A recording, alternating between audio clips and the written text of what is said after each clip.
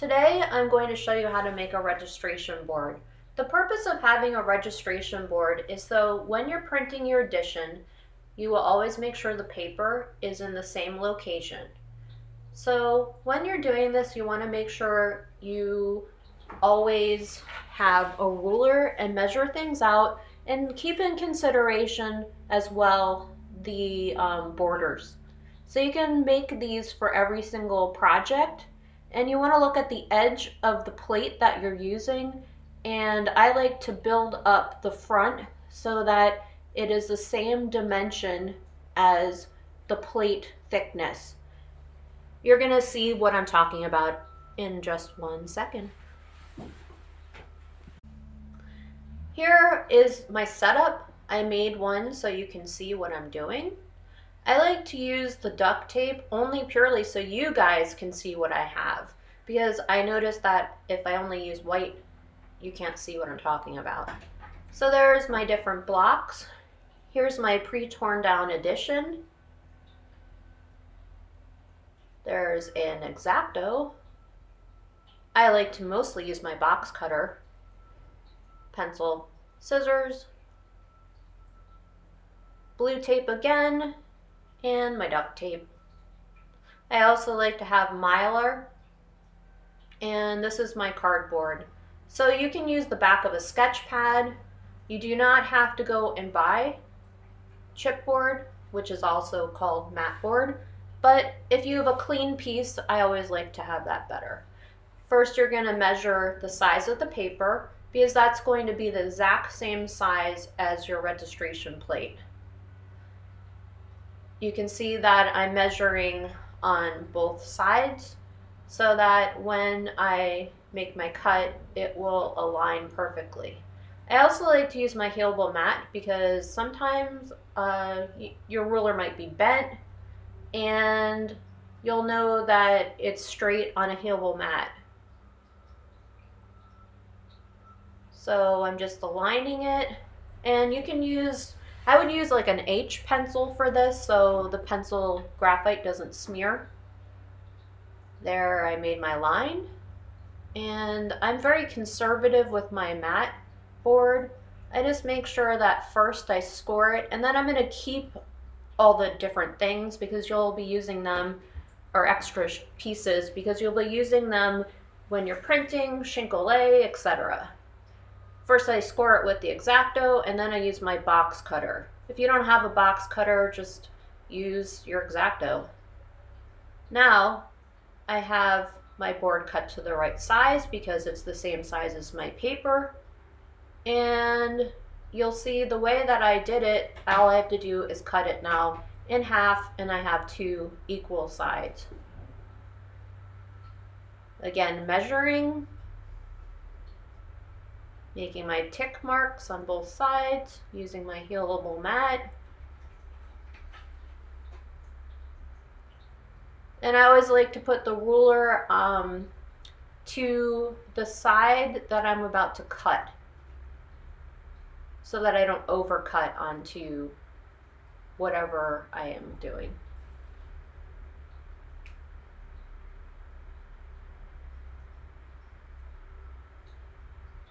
Use a ruler that's bigger than the surface of what you're cutting, which is obvious.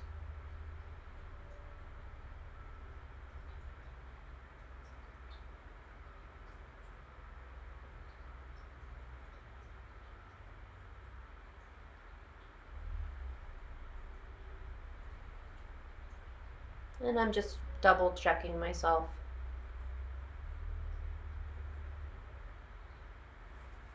And now I'm trying to make the line for the window that I'm going to be cutting out in the middle.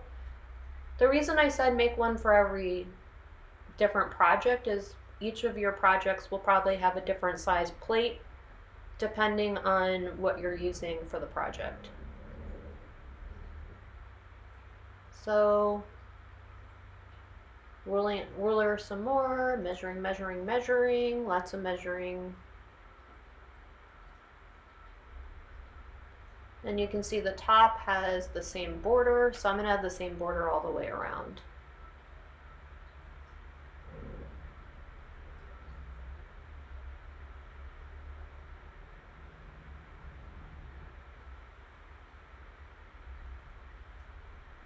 And another reason I like to use duct tape or packing tape is so that when I'm inking, I sometimes get ink on from my fingers or whatever onto the registration board, and then I can wipe it away. Now I'm just putting my block into the middle. I'm making sure it is in the middle. And then I'm going to draw a square on the outside of the plate. That way I know it's the right size for what I'm using.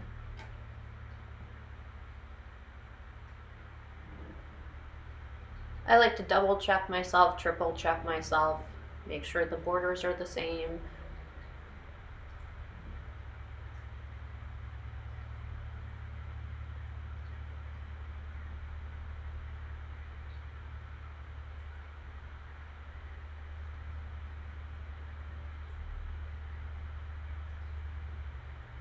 And then now you just carefully cut out the center. So if you're doing something with the mat board, make sure you keep the interior of what you're cutting out, because sometimes you can use that for a monoprint, and you can use it for another smaller plate or a registration board.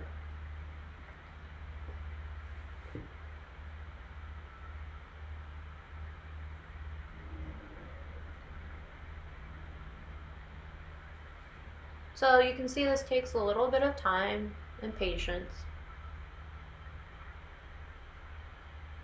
But you want to make sure you always start off prepping for printing properly, so that then you don't have to think about it while you're printing, like these simple things. So I always like to tear paper, do my registration board, have everything basically pre-prepped before I start printing.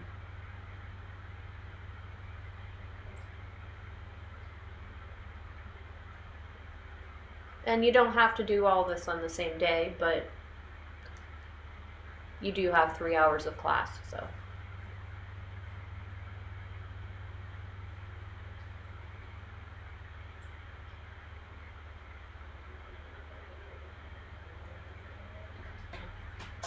If you do have some extra on the edges, meaning like the extra mat board, so you can see that I have 2 even ones on the sides, you can just cut that off or leave it, it doesn't matter. Just make sure that you know that you are not going to go over that when you do use your addition paper. And so I'm slowly just cutting with the box cutter, so I can just make scored lines and then continue making it deeper as I go. So I have kind of a valley already pre-done. You just pop it out. The corners, you always want to make sure you do 2.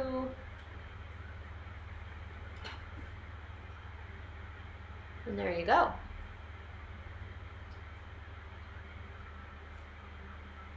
I also double check myself and make sure that my plate does in fact fit into it. If it doesn't, you can just use a file or a piece of sandpaper and then just kind of make it a little bit thinner. Now I'm putting my duct tape down. And I often like to make sure that it is very, very well applied, so there's no bumps or ridges. On this one, I decided also to kind of make a top to the registration board, and that's just purely so I can click my paper in when I'm printing. And then I know that it will be secure as I'm printing. Putting it on the top, and then I'm just putting more duct tape down, and then I duct tape all the way around the edges. And usually what I'll do is I'll kind of cut down the duct tape ahead of time, because it kind of gets crinkly and gooey all over you. And then I'm just folding it around the edge.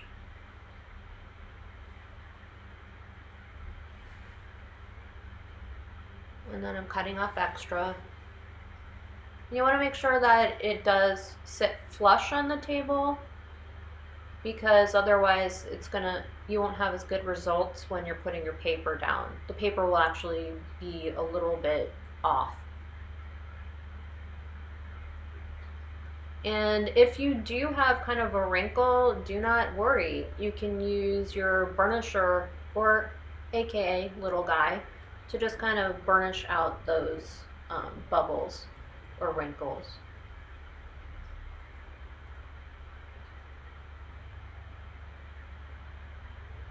So there are many different types and ways to make a registration board. I just found that this is a really cost-effective and pretty simple way to do it.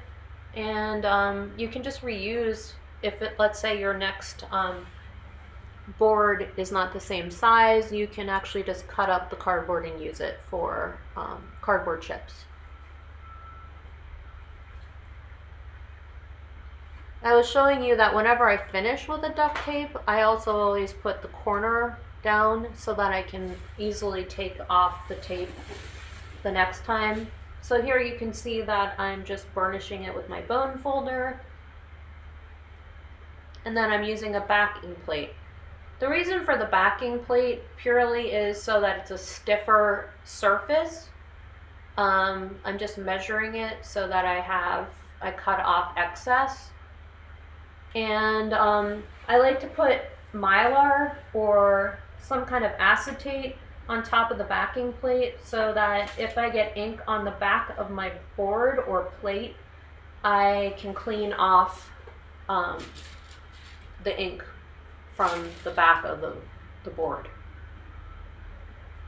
So that's my Mylar. And Mylar can be in different colors. This one is just a transparent or a translucent one. It's called wet Mylar. I use it in screen printing for making images. But in your kit, you have a clear one, a clear piece of acetate or Mylar.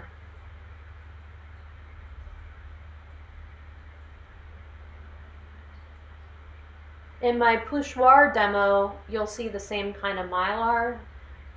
It's just very thick. I really enjoy using it. It's very clean. And now I'm just going to tape this. You can also glue it to the back plate.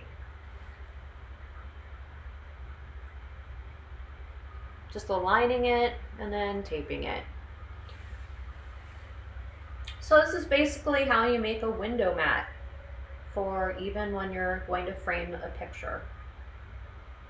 So one of the things that I've told students as well is you could just go to a thrift store and buy a window mat if it is the same size.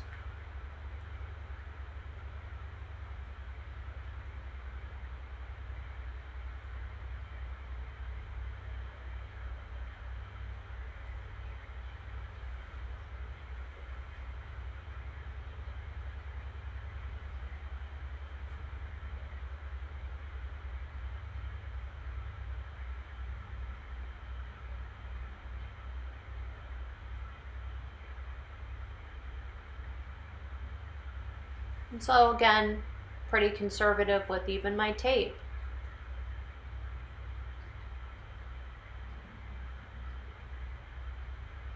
I only like to use a little. I also like to use the edging having duct tape because sometimes I get finger or ink on my edges. So it's just another way of making sure my paper and my hands are clean.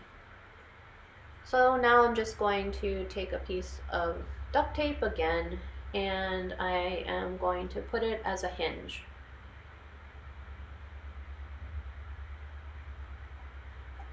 Aligning it.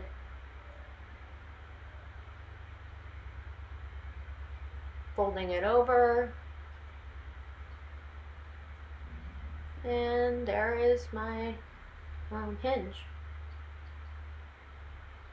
Cutting off extra duct tape.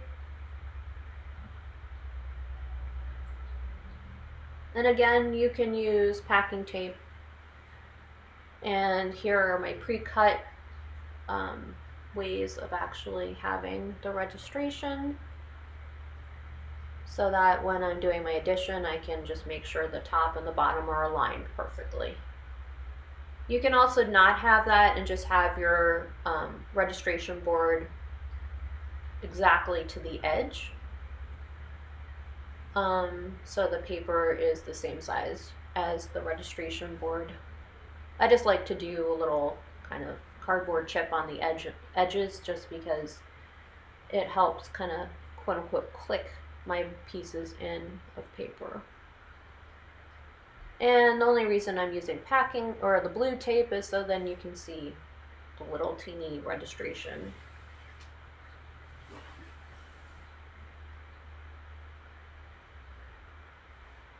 Sometimes I also like to make an L. I mean, I just try to make it as easy for myself as possible.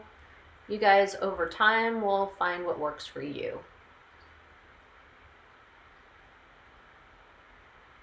So in your class kits, most of your boards are the same size, so you can just keep reusing the registration board. Don't throw it away. You never know, you might use it for a different project.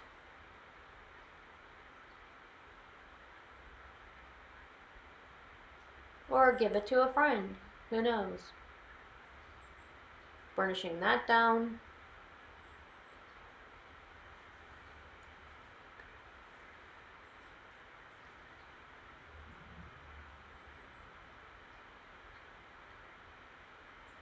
And so I'm going to make one for my jelly plate, one for my plexiglass plate for a dry point, one for a collagraph board, one for, and so on, and so on, and so on.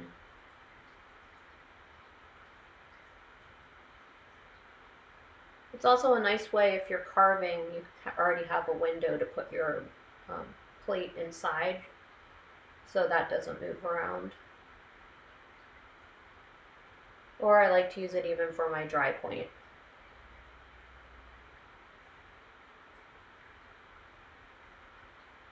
And that's pretty much how you make a registration board.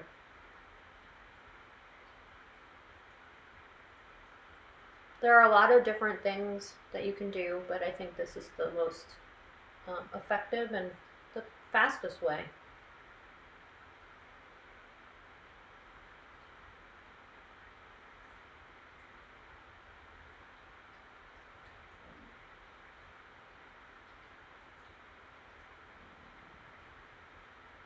Also, remember which side is the top and which side's the bottom. So you can see now I just clicked my paper into the top and the bottom. And you can even write top or bottom. There is what I call a tick mark. That's also, I put it into the middle of the paper. And that's purely another way to double check myself that I know that the top and the bottom are aligned with the registration. Whatever is easiest for you is what you should do. And then I go through all of my paper and put the same exact tick mark. Since all your paper is torn down to the same size, this should be easy for you to do.